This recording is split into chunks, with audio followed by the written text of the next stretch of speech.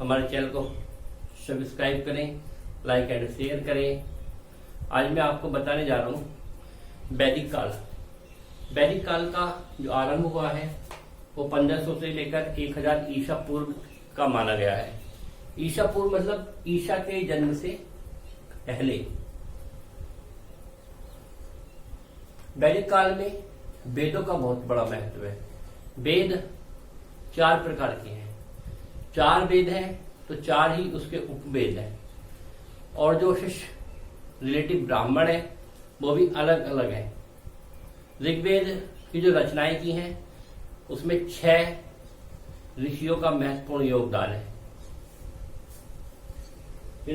शमल, विश्वामित्र, वशिष्ठ, वामदेव, अत्रि, भारद्वाज। इसमें ऋग्वेद में कुछ महिलाओं ने भी रचनाएं लिखी हैं। नंबर 1 आता हूं मैं ऋग्वेद। ऋग्वेद में जो सूक्त है वो 1028 है, 1028। इसका उपवेद है आयुर्वेद। जो ब्राह्मण है वो ऐतरेय, कौशिकी और आयुर्वेद। ये से रिलेटिव ब्राह्मण है।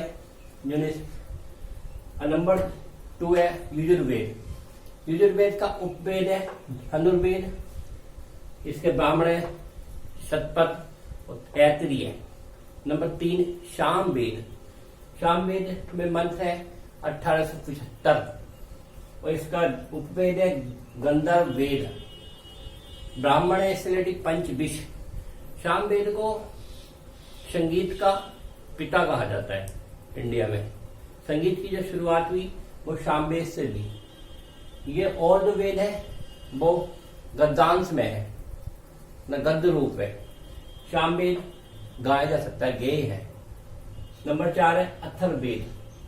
अथर्ववेद का उपवेद है अर्थवेद या शिल्पवेद। इसके ब्राह्मण है गोपथ। ऋग्वेद इनमें सबसे महत्वपूर्ण वेद है। ऋग्वेद की जो रचना हुई है वो 1500 ईसा पूर्व की है। सबसे पहले ऋग्वेद बना, और जो लास्ट का वेद है वो है आपका अथर्ववेद।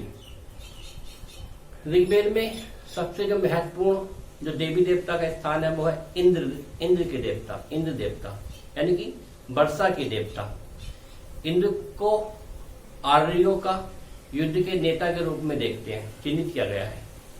नंबर 2 ऋग्वेद में जो स्थान है वो मिला है अग्नि देवता को। नंबर 3 है वरुण देवता। वायु का स्थान है वरुण देवता का। ऋग्वेद में न गंगा, यमुना, सरस्वती इनका भी उल्लेख मिला है। ऋग्वेद में हिमालय पर्वत का उल्लेख मिला है, और आपका सरस्वती का मिला है। लेकिन दक्षिण भारत की किसी भी पर्वत का, किसी भी नदी का उल्लेख नहीं मिला है। ऋग्वेद में जो स्त्रियों ने रचना की उसमें थी एक लोपामुख और एक थी पोलामी।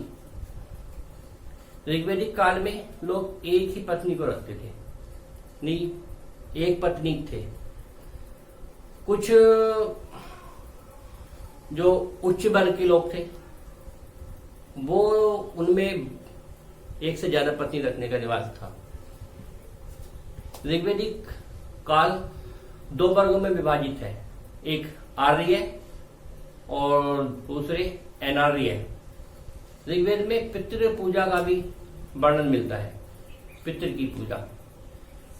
ऋग्वेद में पितृ की पूजा के अलावा इंद्र की पूजा, आपके अग्नि की पूजा, वरुण देवता की पूजा का वर्णन है।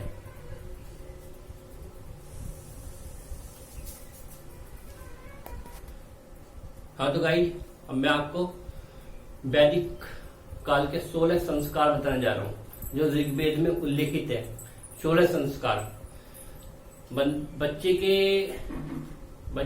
के गर्भ में आने से लेकर के और एंड ऑफ लाइफ यानी कि समाप्ति तक बच्चा कैसा आता है मनुष्य और कैसे कैसे संस्कार होते हैं वो 16 संस्कार में बांटा गया है। नंबर 1 है गर्भाधान। जब बच्चा माता के गर्भ में आता है सबसे पहली बार, उसको वो पहला संस्कार है गर्भाधान। नंबर 2 है पुंसवन, जब बच्चा 1-1.5 महीने का होता है। नंबर 3 सीमांतोन्नयन। नंबर 4 है जातकर्म। नंबर 5 नामकरण, जब बच्चे का नाम रखा जाता है, नामकरण। नंबर 6 गया निष्कर्मण। नंबर 7 अन्न प्राशन, जब बच्चा 4, 5, 6 महीने का हो जाता है उसको अन्न खिलाना स्टार्ट करते हैं, वो होता है अन्न प्राशन।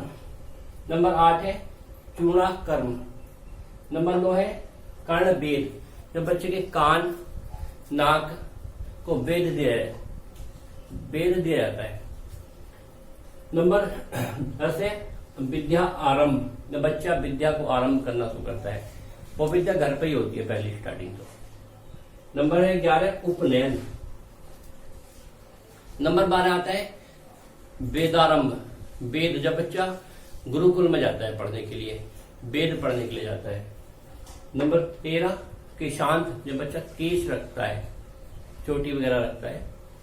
नंबर 14 समावर्तन। नंबर 15 विवाह, विवाह भी एक संस्कार में आता है हमारे। और नंबर 16 है अंत्येष्टि, यानी कि जब बंदे की मृत्यु हो जाती है किसी व्यक्ति की और उसके बाद में उसका अंत्येष्टि की जाती है, वो 16 संस्कार। तो व्यक्ति के जन्म से लेके, गर्भ से लेके और जीवन की समाप्ति तक 16 संस्कार आते हैं। इनका उल्लेख ऋग्वैदिक काल में किया गया है। सबसे महत्वपूर्ण है नंबर 1, नंबर 7, उसके फिर बाद में है नंबर 15 और नंबर 16 अंत्येष्टि।